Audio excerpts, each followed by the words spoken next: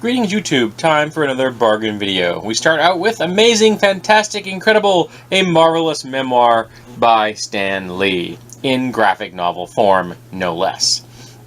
That should be entertaining. We have Junk, which is a role-playing game book, which is a satirical take on the powered armor concept. So yeah, that's going to be intriguing. I picked that up for like $3, I think. We have the Ultimate Survivor Manual. Got that for my wife. I thought she might find that useful. We have Miniature Arms, which is obviously about arms, weapons that are small.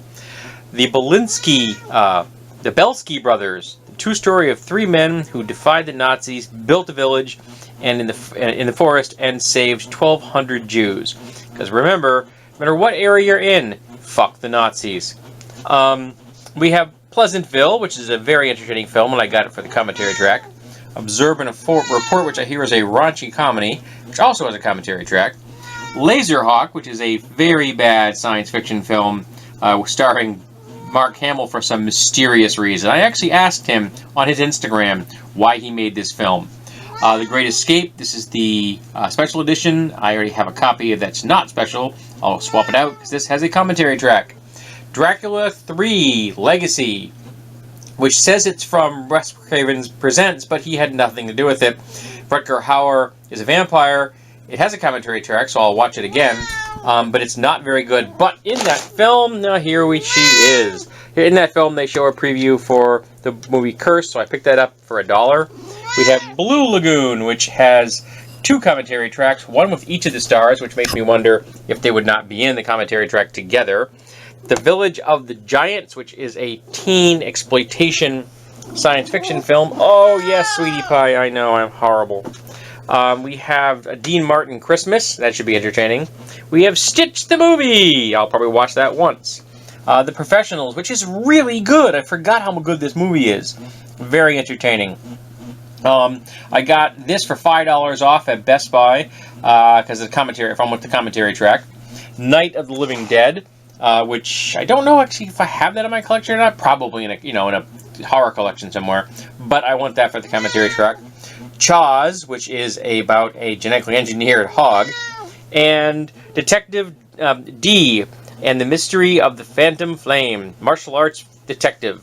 So now I'm going to go put the cat in the bathroom, and I'll be doing some more movies in a moment. The Good, the Bad, and the Weird. Railroad Tigers with Jackie Chan. Precious Cargo with Bruce Willis and Mark Paul Gosselaar.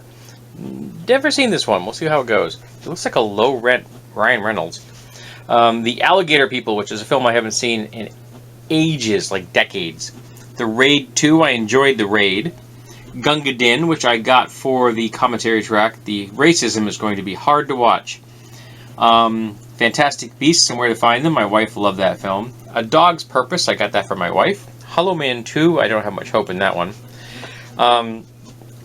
Rare Exports, which is about where we get Santas from for them all. The Man Who Wasn't There. A film noir kind of thing. D13U. District 13 Ultimatum. That could be fun.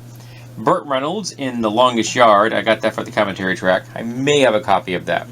Arnold Schwarzenegger's special edition of The Running Man. I'm not sure if I have a copy, but I wanted the special edition. And Rubber, a film I've never seen in person, so I was quite pleased to get a copy of that for $1. Actually, less than $1. I think I paid 80 cents for it. We have a cutting board. It's a folding kind. I thought my wife might want to give that a try. If she likes it, cool. If she doesn't, we just donate it again. A little beaded bracelet, which I got my wife. She actually is most likely to wear beaded bracelets or necklaces as jewelry. We got some bells here, which interesting is the bells each have a number. Where's the number? Where is the number? I know it's on there somewhere. Oh, there it is.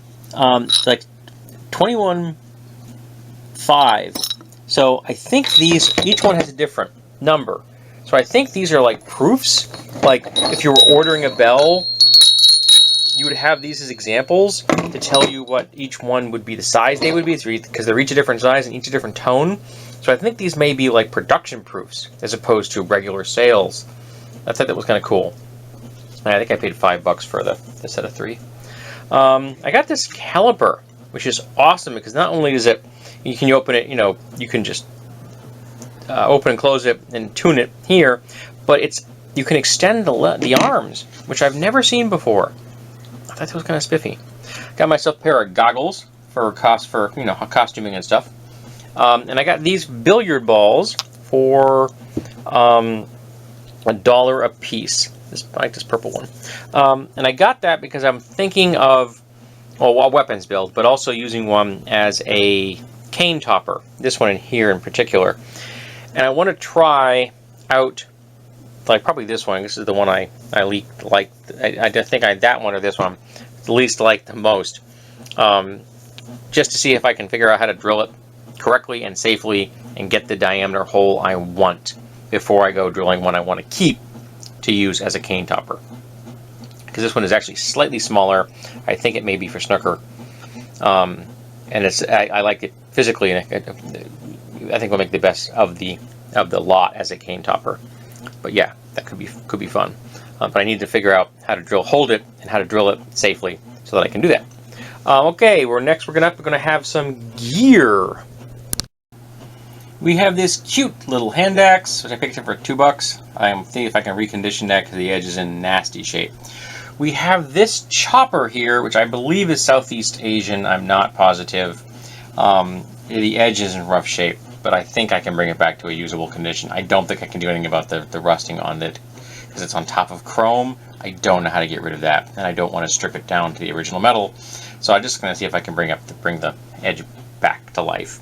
We have a little hatchet here from Trooper. I'd never heard of them. I picked it up at a yard sale. See if I can maybe thin that out a little and then bring the edge up to something functional. A really cheap billy, which I will use as a weapons platform for something else. I paid $1 for that. We have this Fiskars Machete, which I paid $5 for. The edge needs some work. It did come with a sheath, so that's cool. And but for $5, you can't beat that. We have a cable lock for my wife's bike, a couple of packages of bungee style tie downs, and some more bungee cords for my wife's gear. She always is looking for that kind of thing, and we picked up those 3 packages and the axe for $5, so that was pretty good. We have a reproduction bayonet. This is not an aboriginal bayonet. This is the kind of thing that reenactors would use for, like, the American Revolution era kind of thing, the 17th, late 18th century kind of thing. I'm going to turn that into a spear.